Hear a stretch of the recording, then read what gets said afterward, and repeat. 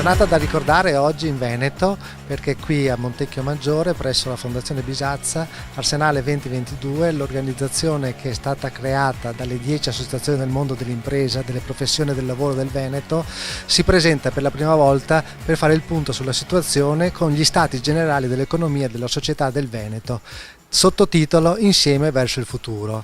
Queste 10 organizzazioni, tra cui la Confregionata del Veneto, tra le promotrici insieme a Confindustria, hanno lavorato in questi ultimi 2 mesi a 7 tavoli programmatici che vengono riassunti in un documento che oggi viene presentato all'interno di queste 10 organizzazioni, a tutti i gruppi dirigenti, per poi farlo diventare una specie di manifesto che darà le indicazioni che riguardano le imprese, la società e l'economia del Veneto da qui ai prossimi 5-6 anni. È un lavoro grossissimo, è stato ragionato, è stato condiviso tra il mondo dell'impresa, il mondo dei sindacati, il mondo dell'agricoltura, il mondo del commercio, il mondo delle professioni, quindi i punti di vista sono stati sintetizzati grazie anche all'apporto di diversi professori universitari, tra cui il professor Micelli e tanti altri, e Feltrin per esempio, e viene presentato un documento che sarà un documento programmatico che poi le 10 organizzazioni sotto la legida di Arsenale 2022 presenteranno alla Regione Veneto e anche al governo. Questo progetto infatti si innesta in maniera straordinaria anche nell'impianto di Industria 4.0 presentata dal governo, dal ministro Calenda, dal premier Renzi recentemente anche in Veneto. La sensazione netta guardando al tavolo è che siamo di fronte a un salto di qualità, a una rappresentanza in grado di formulare delle proposte compiute, ricche, che superano di molto un tradizionale atteggiamento rivendicativo che noi nel nord-est, in Veneto in particolare, abbiamo mantenuto vivo nel tempo. Oggi il lavoro dei tavoli ha dimostrato propositività. In alcuni casi questa propositività si è concentrata sulla possibilità di mettere ordine nelle tante iniziative che già oggi caratterizzano il nostro territorio. In ambito formativo, il tavolo coordinato da Dughiero dell'Università di Padova ha messo in evidenza le tante realtà già oggi interessanti che possono essere coordinate, armonizzate fra loro. Allo stesso tempo il tavolo del welfare ha messo in evidenza come già oggi ci siano tante sperimentazioni in campo che hanno vivacità, forza, qualità, ma che devono diventare sistema. In altri casi invece abbiamo assistito a un ragionamento un pochino più importante dal punto di vista della progettualità.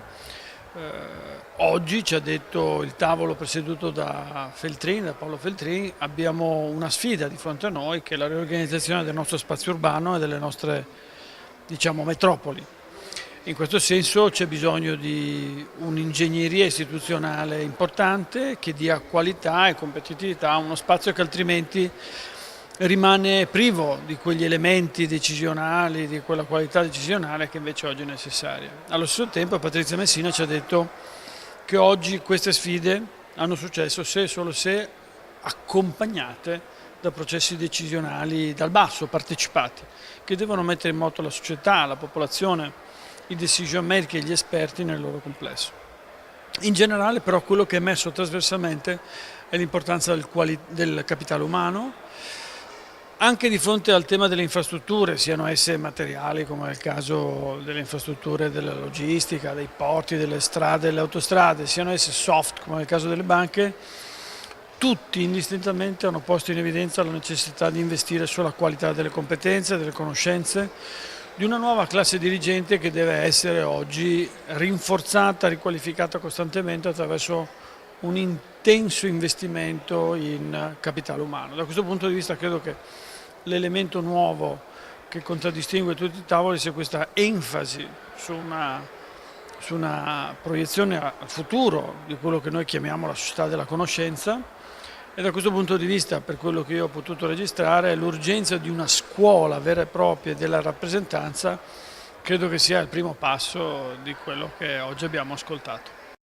una giornata di proposte, documenti, idee, voglia di andare avanti assieme, un'iniziativa molto originale. Lei ha parlato di una nuova rappresentanza che nasce qui oggi in un tempio della cultura per giunta. Sì, è una giornata storica in effetti. Oggi per la prima volta, e credo unico esempio in Italia, ci siamo riuniti, le associazioni di rappresentanza si sono riunite per fare un fronte comune che non vuole essere contro qualcuno, ma è un fronte propositivo. Abbiamo analizzato quello che deve essere, che potrebbe essere il Veneto del futuro, e su questo ci siamo confrontati su alcuni temi fondamentali.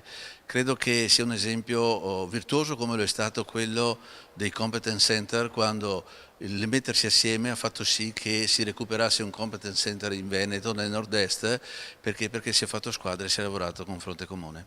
E questo che abbiamo fatto oggi è davvero qualcosa di straordinario. Ho sentito delle relazioni veramente che mi hanno entusiasmato per la profondità, per la capacità di analisi e la capacità propositiva. Ora il problema vero sarà quello di capire come creare una governance che sia in grado di mettere a terra tutta queste idee, questo pensiero. Però sono confidente perché ho visto i miei colleghi che sono tutti entusiasti del lavoro fatto, e io in questo voglio davvero ringraziare i nostri direttori e il professor Miccelli che ha coordinato questa ricerca, e spero sia l'inizio di un nuovo futuro. Il Veneto è già ripartito, la ripresa comunque è ancora lenta, abbiamo bisogno di aiutare i nostri imprenditori di qualsiasi settore siano a trovare la strada. C'è una polarizzazione importante in atto, e credo che in Veneto ormai il 30% delle aziende sia fuori e abbia trovato la propria via. Ce n'è purtroppo un 20% che sarà difficile recuperare, ma c'è un 50% sul quale si può lavorare intensamente, aiutandoli a capire cosa sta succedendo nel mondo, quali sono le nuove linee di sviluppo, come rendere questo territorio attrattivo e come lavorare sulla formazione. Per quanti sforzi si facciano, per come sta cambiando il mondo, se non lavoriamo sulla formazione non possiamo dare un futuro a questo straordinario territorio, a questa straordinaria economia. 10 organizzazioni che si mettono assieme per la prima volta, si dice, per un territorio che va ripensato. Gli artigiani sono tra i promotori e quindi la Confartigianato di conseguenza. È stata una giornata molto interessante, credo che oggi sia un momento di svolta significativo perché 7 tavoli, 128 partecipanti, le associazioni tutte quante aderenti, sono state affrontate analisi, conclusioni e proposte. Da questo ne è uscito appunto un documento importantissimo. Oggi abbiamo sottoscritto un documento da inviare sia al governo che alla regione su 2 temi importanti, e sono frutto questo evidentemente dell'estrapolazione di questo documento Arsenale 2022 e oltre il Veneto. Da oggi possiamo pensare a oltre il Veneto. Qualche intervento diceva: adesso cosa faremo? Daremo seguito a quanto i contenuti di questo documento importante ha evidenziato questo pomeriggio. Lei ha concluso i lavori dicendo: stiamo lanciando non il cuore oltre l'ostacolo, ma la nostra ragione e le nostre idee, e quindi vogliamo un Veneto diverso. Certamente è una giornata storica perché appunto sono state presentate 7 relazioni, quindi 7 documenti di un certo valore scientifico, potrei dire presentati anche da docenti universitari, frutto di un lavoro congiunto, delle idee di tanti, di 10 associazioni che normalmente non si trovano e non si mettono assieme in maniera sistematica. Quindi qui più che il cuore è la ragione che poi ci deve accompagnare. Sono stati toccati una somma di temi certamente strategici per le nostre singole associazioni e nell'insieme della regione. Sarà difficile concretizzarli tutti, ma una parte è nelle nostre corde poterle concretizzare, poterle sponsorizzare, poterle proporre. E l'idea fondamentale di continuare con una forma sistematica, se ho usato il termine di scuola di formazione, su temi di base. Citiamo la viabilità, non è un problema dell'uno o dell'altro, è un problema di tutti, ma il turismo, che non è un settore specifico ma effettivamente un sistema che innerva l'economia, è un qualche cosa che deve interessare anche qualcuno che è apparentemente lontano. Per avere questa capacità ci vuole discussione, ci vuole metodo, ci vuole pensiero scientifico che ci faccia superare quelle che poi sono, possiamo dire, le nostre ignoranze, le nostre carenze, la nostra scarsità di consapevolezza.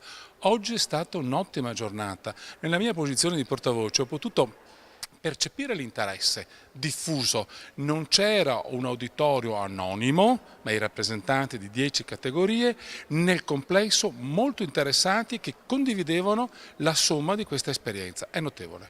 Francesco Giacomin, direttore di Confragionato Imprese Veneto, forse uno degli artefici di questo Arsenale 2022. La cosa straordinaria è che non solo 10 organizzazioni di categoria che pensano insieme il futuro del Veneto, ma insieme a tanti professori universitari e a tante menti, diciamo così, di questa regione. È la prima volta forse che così tante intelligenze del Veneto si trova e ragiona assieme per il futuro.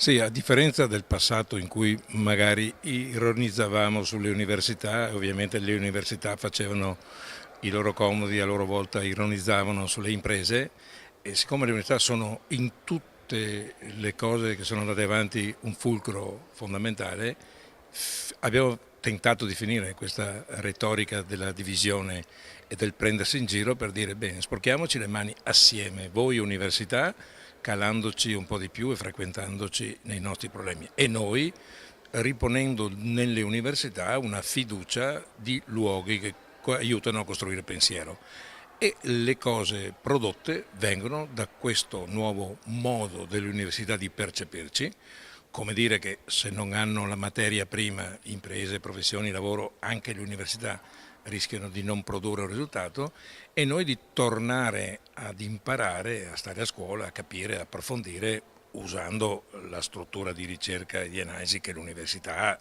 Oggi l'abbiamo percepita o così e in questo modo possiamo recuperare il terreno, per esempio verso l'Emilia Romagna, la vicina Lombardia che abbiamo perso, oppure ognuno è contento di farsi la sua morale di fine giornata, ma complessivamente arranchiamo.